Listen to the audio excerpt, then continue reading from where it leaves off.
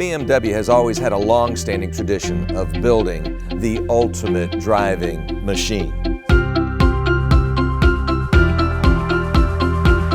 And now they've become downright electrifying. And this is your new gas station.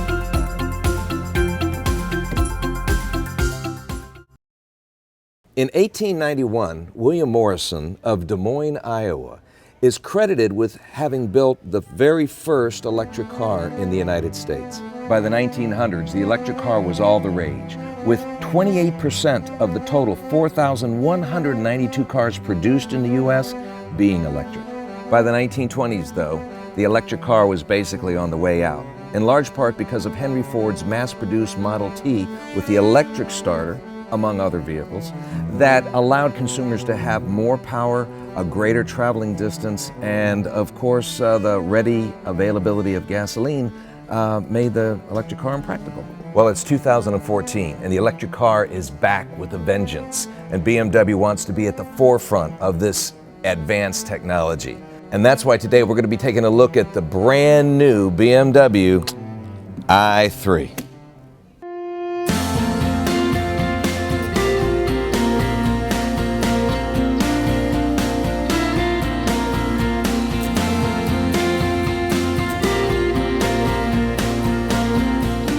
The I in i3 stands for innovation. As I'm told, it's well-engineered innovation in the field of electromobility. I sound scientific. You know, it really is a different kind of eco-friendly car. As a matter of fact, it was just named the Green Car of the Year at the Los Angeles Auto Show. That's a pretty nice award to win. This is BMW's smallest vehicle, but it really doesn't feel that small on the inside. It's very nice and airy, spacious. A lot of headroom, hip room, leg room for a reasonably tall person, like me. People really think of this as a city car, and rightly so. Partly because of their fear of getting used to having electric power only. But with the range extender, you can double your mileage up to almost 180 miles between the two-cycle gasoline engine and the electric charge. So you feel pretty confident. I like the fact you have all the gauges right in front of you, so you know exactly how many miles you can go on electric only, and of course if you have the range extender with the gasoline engine kicking in. Okay, let's get the stats out of the way. 170 horsepower, 184 foot-pounds of torque, 0 to 60 in about 7 seconds. And it's just so smooth. It's crazy quick. I won't call it fast, but it's seriously quick.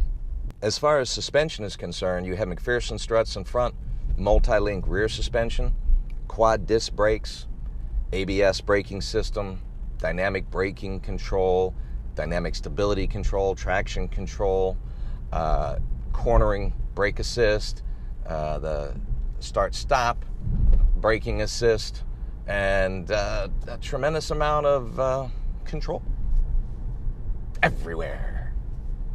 Maneuverability, quite nice. Very smooth steering, quick responsiveness. This is nimble.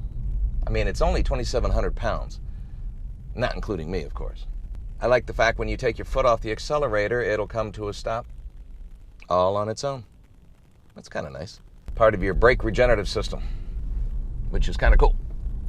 Everything's cool in this car. This is a cool car. You know, people should realize it's not nice to stare, but they do. They'll stare at you in the car.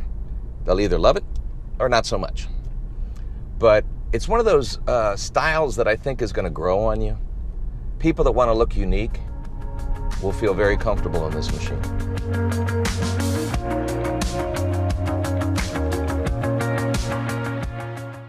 Boom, bam! Boom! Bam! Well, the vehicle is so quiet, you just have to make some sort of noise. Hey, I'm racing a train. Let's do it! Go, Metro! Oh, gotta slow down. That's one of the things you have to get used to. You don't hear the rev of the engine, and you certainly can't listen to your transmission shifting. So you got to watch that gauge dead center.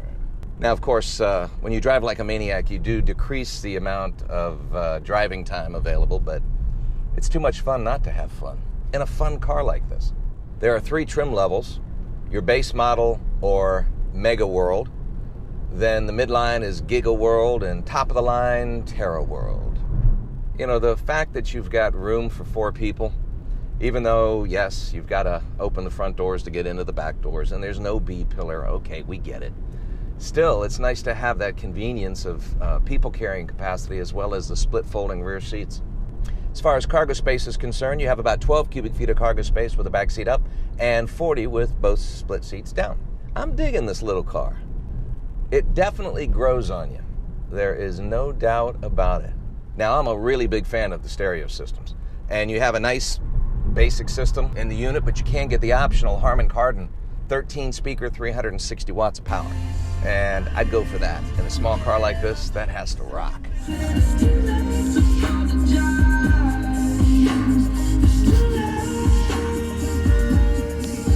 I love the eucalyptus wood flowing across the dash.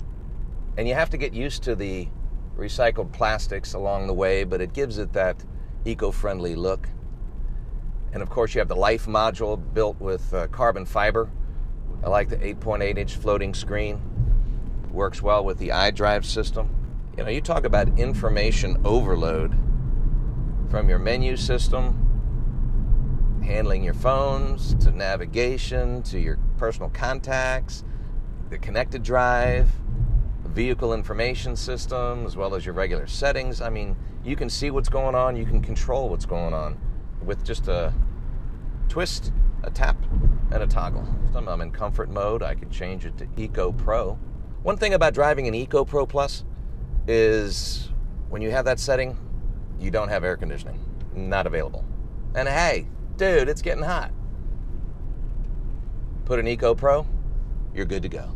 And it's nice with the BMW Connect system with the Navi that it'll show you where the charging stations are around town, so you can feel confident and be able to charge up as needed. With a 120 volt system at home, it'll take you about 20 hours to charge the car.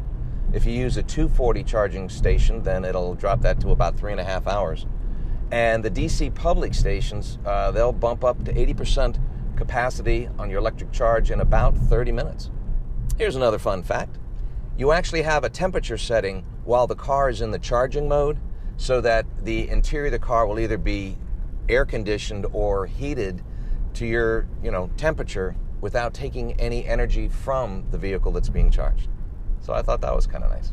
Some people wonder, what do you do if you're low on charge and you're far away from a charging station?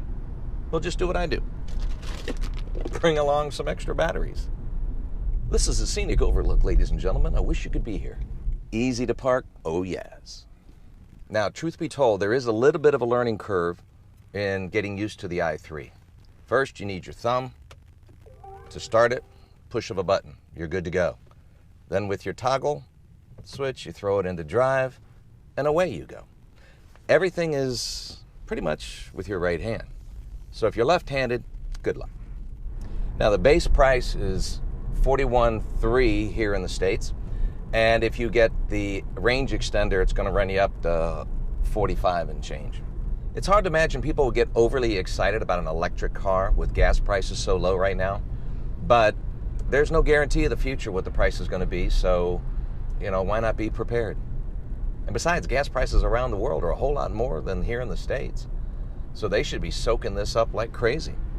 Even if you're not concerned with the environment, this is a cool car to drive. Once you get past the uniqueness of the exterior styling, you can start to delve into the technology and the fun of passing gas stations and just having a comfortable, futuristic ride.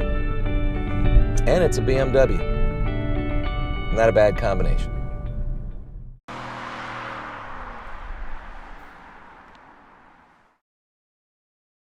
Get it? Batteries? Extra batteries?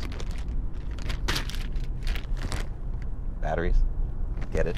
Electric car? Batteries?